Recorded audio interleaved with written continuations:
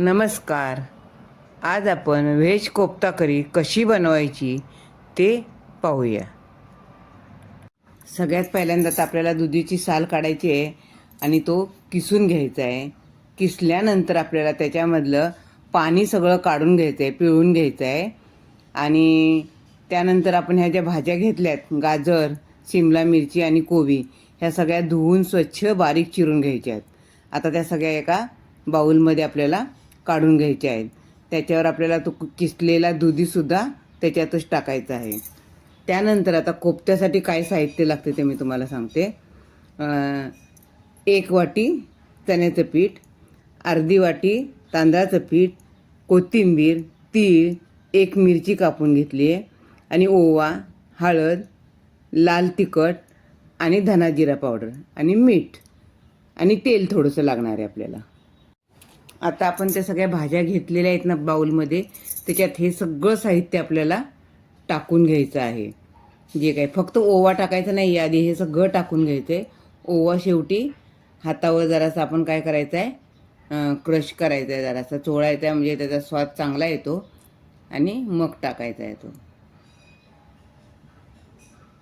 हे सगळं आता टाकून झालं. सगळ्यात शेवटी ओवा टाकूया.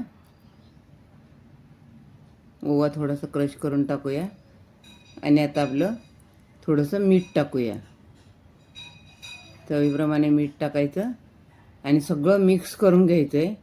आणि आपल्याला मिक्स झाल्यानंतर भजीच्या पिठा इतपत थोडंसं पाणी घालून भिजवायचं. शक्यतो त्याच्यात पाणी असतं दुधी भोपळ्यामध्ये वगैरे, त्यामुळं जास्त पाणी घालायची गरज नाही राहत. थोडंसं लागलं तर पाणी घालायचं आणि ते पीठ आपण भिजवून ठेवायचं. हे बघा असं. आता आपण हे थोडा वेळ झाकून बाजूला ठेवून देऊया. पण हे बाजूला ठेवूया आणि करीसाठी काय लागतं मसाला सामान ते बघूया.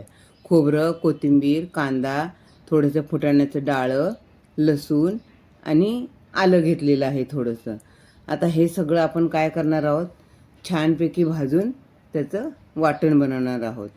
तर आता आपण सगळ्यात पहिलं खोबरं भाजायला घेतलेलं आहे.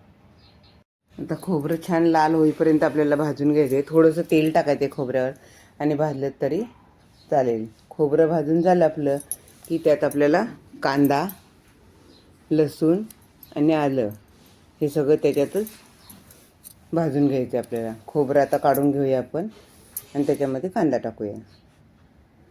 बघा हे सगळं आपण मिश्रण भाजून घेतलेलं आहे. आणि हे सगळं आता मिश्रण आपल्याला मिक्सरमधनं छान बारीक मसाला वाटून घ्यायचा आहे.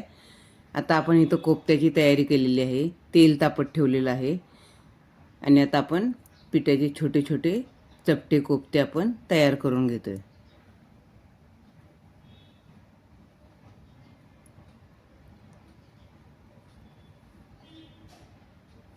कोफ्ते छान खरपूस आपण भाजून घेणार आहोत, तेलात तळून घेणार आहोत.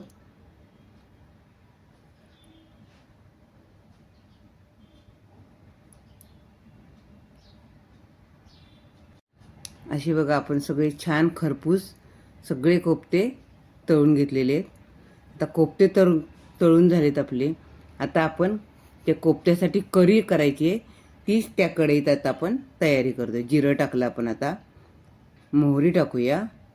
मोहरी तडतडली की मग त्याच्यामध्ये आपल्याला कांदा टाकायचा आहे.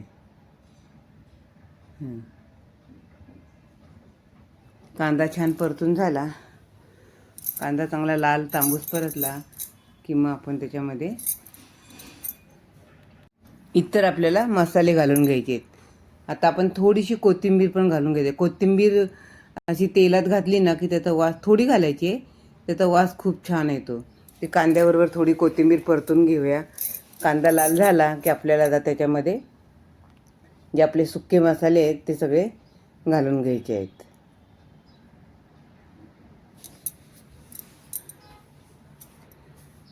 हळद,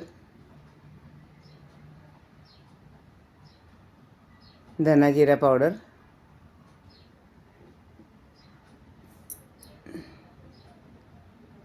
लाल तिखट आणि आपला कांदा लसूण मसाला आपण घालूया 1 चमचाभर. कांदा लसूण मसाला तुम्हाला जसं तुमच्या आवडीप्रमाणे कमी जास्त तुम्ही करू शकता. जर तिखट हवं असेल तर अजून एखादा चमचा घातला तरीसुद्धा चालेल. आता हे सगळं छान परतून घेतलं की आपल्याला ह्याच्यामध्ये घालायचा आहे टॅमॅटो.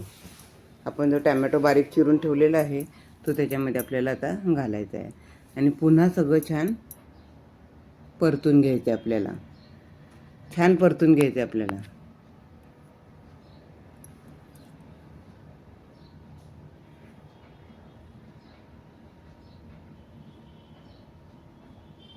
टॅमॅटो एकदम मऊ व्हायला पाहिजे. टॅमॅटो मऊ झाला ना की मग ग्रेव्ही एकदम छान होते. टॅमॅटो मऊ होईपर्यंत आपल्याला परतून घ्यायचं आहे. तर टॅमॅटो मऊ झाले की आपल्याला त्याच्यामध्ये काय करायचं आहे, आपण जे वाटण केलं होतं ना, कांदा, खोबरं, लसूण, कोथिंबीर वगैरे, ते सगळं आता त्यात टाकून घ्यायचं आहे.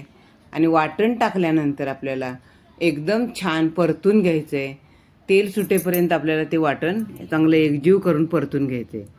हे बघा असं तेल सुटेपर्यंत आपल्याला एवढं परतता येईल तेवढं छान परतून घ्यायचं आहे. तेल सुटलं ना की मग तवंग एकदम छान येतो भाजीला. तेल सुटत आले. आता आपण ह्याच्यामध्ये 1 ग्लास पाणी घालूया. पाणी तुमच्या आवडीनुसार कसं पातळ घट्ट पाहिजे त्यानुसार तुम्ही घालायचं आहे.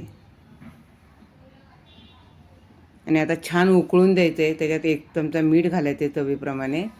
आणि आता जो आपण केलेला आहे रस्सा तो चांगला उकळून द्यायचा आहे. छान उकळला ना की जेवढा उकळेल तेवढा त्याची चव आणखीन छान होते. छान उकळला की मग काय करायचं आपल्याला, त्याच्यामध्ये कोफ्ते आत पण सोडू शकता किंवा कोफ्ते ठेवून त्याच्यावर आपल्याला ही करी घालायची आहे आणि मग आपल्याला सर्व करायचं आहे खाताना. हे बघा असं. माझी ही रेसिपी तुम्हाला कशी वाटली नक्की सांगा. आवडली असेल तर लाईक करा, शेअर करा आणि माझ्या चॅनलला सबस्क्राईब करायला विसरू नका. धन्यवाद.